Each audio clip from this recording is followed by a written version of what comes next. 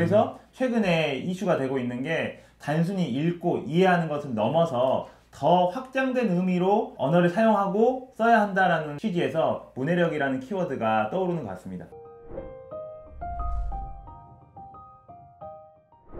안녕하세요, 대치도캐슬입니다. 네, 제 옆에는 오늘도 새로운 손님이 계시는데요. 저번에 제가 그 길벗의 편집 부장님과 영상을 찍었잖아요. 그래서 그 부장님께서 말씀하셨던 교육 키워드 2개 중에 하나가 바로 문해력이었습니다. 그래서 누구 문해력 관련해서 좋은 분이 있으실까요? 라고 여쭤봤더니 이 선생님을 추천해 주셨습니다. 안녕하세요, 선생님. 안녕하세요. 간단히 자기소개를 부탁드립니다. 저는 박재찬이라고 하고요. 선생님들 사이에서 사용하고 있는 닉네임은 달리쌤이라는 닉네임을 사용하고 있습니다. 그리고 14년차 초등학교 교사입니다. 왜 달리쌤이신가요? 달리쌤이라고 부르게 된 이유는 여러 가지가 있는데, 저는 이제 살바도르 달리라고 하는 스페인의 화가를 좋아해서 달리쌤이라는 이름을 붙였어요. 일반적인 사람들이 하는 생각에서 조금 다른 생각을 했었거든요. 그래서 저도 다른 사람들과 좀 달리 생각하고 싶어서 달리쌤이라는 닉네임을 만들었습니다. 여러 가지 의미가 담겨있는 달리쌤입니다. 나오신 책이 뭐냐면, 저 이거 광고 아니고 그냥 작가님을 소개받아서 온 건데, 하루 10분 문해력 글쓰기라는 책이거든요. 결국 문해력입니다. 이게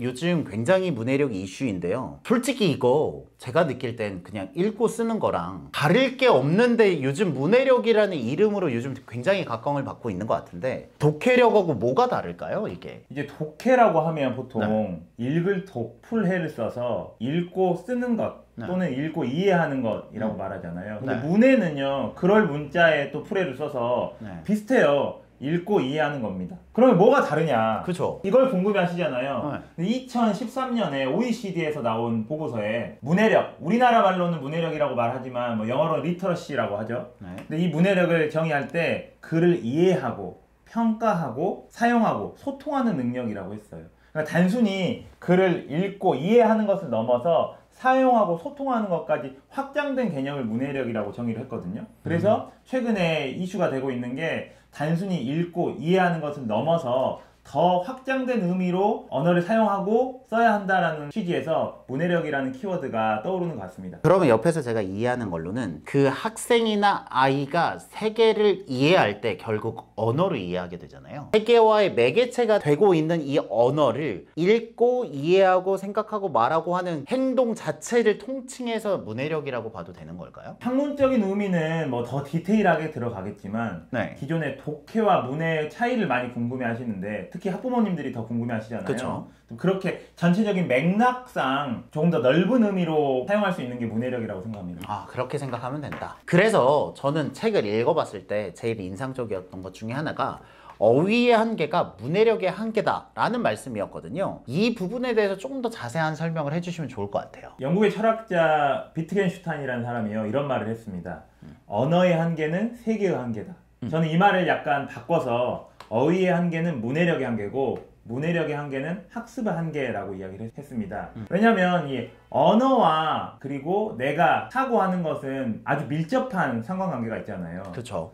단순히 내가 학습한다는 것의 기본은 언어가 전제되어야 하고 그 기본은 어휘가 되어야 하기 때문에 어휘의 한계는 문해력의 한계다라는 말을 했습니다. 그렇게 되면 실질적으로 문해력을 키우는 주요 방법 중에 하나가 이러한 어휘를 익히는 것이라고 이해해도 되는 걸까요? 어휘를 익히는 건 문해력을 키우는 한 가지 그쵸. 해법은 될 수 있을 것 같아요. 그런데 그것만이 유일한 방법이다라고 말하기는 조금 어렵고, 그쵸. 예를 들면 문해라는 것은 전체적인 뭐 어휘가 있으면 어휘를 넘어서서 문장이 있고 문단이 있고, 문단 넘어가면 더 큰 범위의 전체 글이 있잖아요. 이런 것들을 통합적으로 생각하고 이해하는 걸 문해력이라고 보자면, 문해력을 키우는 한 가지 방법이 어휘력을 기르는 것일 수 있지만 이보다 더 많은 것들이 있고 거기도 신경을 써야 한다라고 생각합니다. 그러면 이 문해력이라는 게 어휘를 가지고 그 학문을 이해하는 창 정도로 제가 이해를 한다면, 국어하고 수학하고 과학에서 이게 선생님이 국영수 3과목에 대한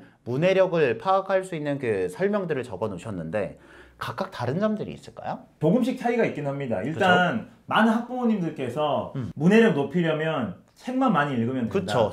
저도 그렇게 생각하죠.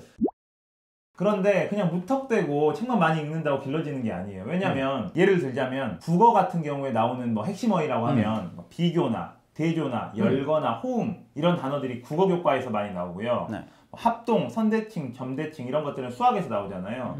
사회에서는 뭐 주권이나 헌법, 기본권 이런 단어들은 사실상 초등학교에서는 국어 교과에서는 나오지 않아요. 그냥 사용하고 있는 언어 자체가 국어지만 과목마다 나오는 단어들이 조금씩 다르기 때문에 그 교과에 어울리는 핵심 어휘들을 더 중점적으로 공부하면 시간을 더 단축하고 효율적으로 공부할 수 있다는 말입니다. 그러니까 각각의 필드에서 쓰는 용어의 뉘앙스가 다를 뿐 공부하는 방법은 영역마다 다르니까 각각 그거에 맞춰서 공부는 해야 된다라는 말씀이겠네요. 네, 당연히 하나의 그렇죠. 전체 풀 텍스트를 보고 하나의 텍스트에 국어도, 수학도, 사회도, 과학도 들어있으면은 모든 게 다 해결되겠지만 그렇지 않거든요. 그쵸. 그래서 시간은 한정되어 있고 에너지도 한정되어 있기 때문에 그 시간과 에너지를 가장 효율적으로 활용할 수 있는 방법은 학습 어휘들을 골라서 학습하는 것이라고 생각합니다. 네, 저도 근데 책 읽으면서 좀 공감을 했던 게 용액, 용매, 용질, 용해 뭐 이런 것들이 아 내가 뭘 배웠지? 라는 생각이 약간 헷갈리더라고요. 뭐 그런 것도 있고 뭐 균류, 균사, 표자, 원생생물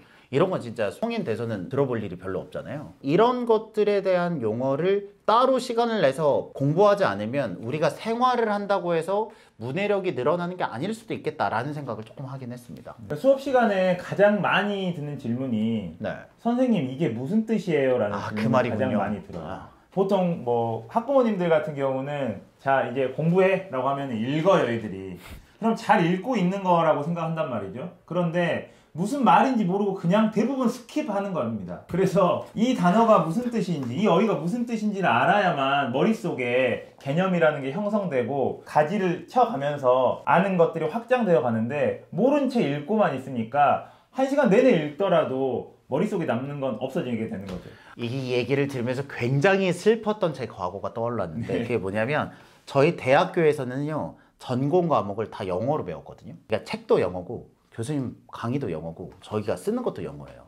그러니까 뭐가 문제냐면 영어를 못하면 그 과목의 성적이 안 나오는 거예요. 왜냐면 책 자체가 영어잖아요. 그래서 저희끼리 불만이 있었던 게 아니 이게 전공 지식이 높은 애가 학점이 좋아야 되는데 영어를 잘하는 애들이 학점이 잘 나오는 거죠. 약간 이게 문해력이라는 키워드를 바꿔서 생각한다면 그런 느낌일 수 있겠네요. 아예 글을 보고 이해를 못하는 거니까요. 선생님 말씀 듣고 갑자기 제가 떠오른 생각이 있습니다. 예전에 토플 공부를 했던 적이 있는데요. 토플 공부하면 해커스 출판사에 나온 복화 초록이라는 책이 있습니다. 네. 이 책을 3일치를 달달 외워서 스터디원들끼리 계속 시험을 봐요. 네. 왜냐하면 이 어휘를 모르면 독해가 전혀 안 되거든요. 근데 하물며 영어 공부를 할 때도 그렇게 하는데 국어나 수학, 사회, 과학을 공부할 때는 어휘에 그렇게 초점을 안 두니까 그쵸. 텍스트를 읽어도 이해가 안 되는 게 당연하죠. 그리고 뭐 초등학교 5학년, 6학년에 역사가 나오는데 이 역사에 대해서도 선생님 이게 무슨 뜻이에요? 예를 들자면 서희의 외교 단판이 나옵니다. 그러면 단판이 무슨 말이에요? 라고 몰라요. 물어봐요. 그래서 교사들이나 학부모들은 다 알 것이라고 생각하지만 절반 이상은 단판이 무슨 말인지 모르면서 읽었다고 하니까 이해가 안 되는 게 당연합니다. 저는 이거 들으면서 와닿는 게 중학교 2학년 2학기 때 외심이란 말을 배우거든요. 그러니까 외접원의 중심이에요. 알아요. 외심이 외접원의 중심인 건 아는데 외접원이 어떤 상황인지를 모르니까 그러니까 문제를 봤을 때 이게 외심 문제인지를 모르더라고요. 아마 그런 느낌처럼 단판이라는 말은 읽었는데 단판이 무슨 말인지 모르니까 단판 문제는 못 푸는 거죠. 그러면 이게 그 책을 보면 국어, 수학, 과학 순으로 되어 있는데 국어가 먼저 나온 걸 보니 그래도 문해력은 국어랑 좀 가깝다고 보는 게 맞겠죠. 참 예리한 지적인데요. 사실 솔직히 말씀드리자면 그냥 했습니다. 그냥 국어부터. 왜냐면 고대현 선생님께서는 초등학생들이 일주일에 몇 시간 국어 수업 할 것 같으세요? 그거 진짜 모르겠네요. 많이 하죠. 가장 많이 하는 게 국어거든요. 그래서 실제로 학교 시간표 구성 중에서 국어 시간표가 제일 많군요. 일주일에 6시간 국어를 배우고요. 5학년, 6학년 토탈로 내면 408시간 동안 국어를 배웁니다. 상대적으로 수학 같은 경우는 270시간 배워요. 훨씬 비중이 국어가 높군요. 국영수라고 하는 게 이유가 있습니다. 왜냐면 국어 가장 많이 배우거든요. 그래서 국어를 왜 앞에 넣냐? 저도 그냥 넣었지만 왜? 그냥 넣지만 국영수뿐만 아니라 국어를 가장 많이 배웁니다. 일주일에 6시간씩 초등학교 학생들이 배우고 있어요.